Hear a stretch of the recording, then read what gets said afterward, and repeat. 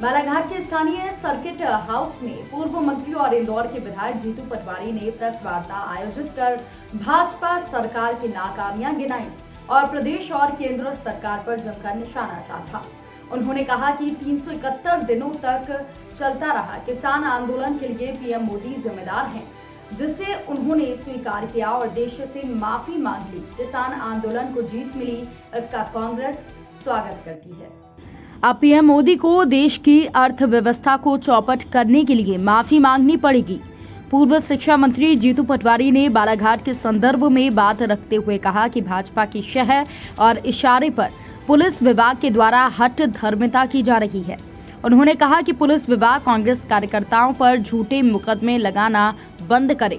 उन्होंने कांग्रेस प्रवक्ता विशाल बिसेन पर दर्ज मामले पर कहा कि पुलिस उन पर दर्ज झूठा प्रकरण वापस ले, अन्यथा वो स्वयं इसको लेकर प्रशासन से दो हाथ करने को तैयार हैं और मैदान पर उतरकर वो इसका विरोध करेंगे।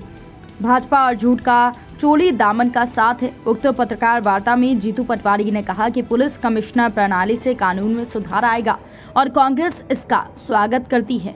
इस दौरान कांग्रेस पदाधिकारियों के साथ विश्वेश्वर भगत, विधायक टॉम लाल सहारे, पूर्व विधायक मधु भगत भी शामिल रहे।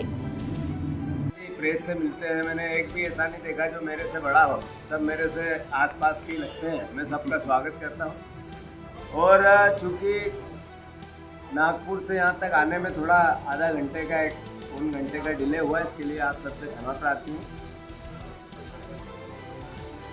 आज देश में पिछले 378 दिन से चलता हुआ किसान आंदोलन, जो मोदी जी की जो सबसे बड़ी गलती उन्होंने कहा हाँ मैंने स्वीकार की और देश से माफ़ी मांगी, उसको अंतोगत्वा एक जीत मिली है और कांग्रेस पार्टी इसका स्वागत करती है।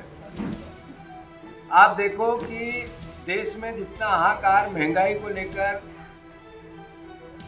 युवाओं को रोजगार को लेकर, किसानों की समस्याओं को लेकर या कानून व्यवस्था मध्य प्रदेश के संदर्भ में परिस्थितियां बनी, सर्वविदित।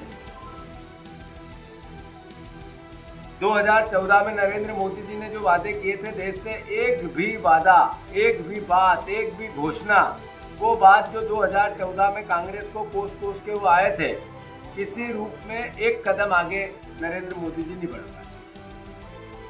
हुआ उल्टा, उसका लोकतंत्र की हत्या हुई। लगभग 200 से ज्यादा सांसद और विधायक खरीदे और बेचे गए और जिस तरह की परिस्थिति 10-10 राज्यों में सरकार गिराई गई केंद्र सरकार द्वारा, और ये आरोप प्रत्यारोप नहीं है, ये हमारे मुख्यमंत्री जी ने, शिवराज सिंह जी ने स्वीकार किया, जो आपके टेलीविजन और वीडियो विजुअल में है। सवाल है देश का क्या होगा और देश किस दिशा में है। मैं मानता हूं कांग्रेस की अहम भूमिका, अहम जिम्मेवारी बन गई है कि ऐसी परिस्थिति में जनता की आवाज और ताकत से उठाएं।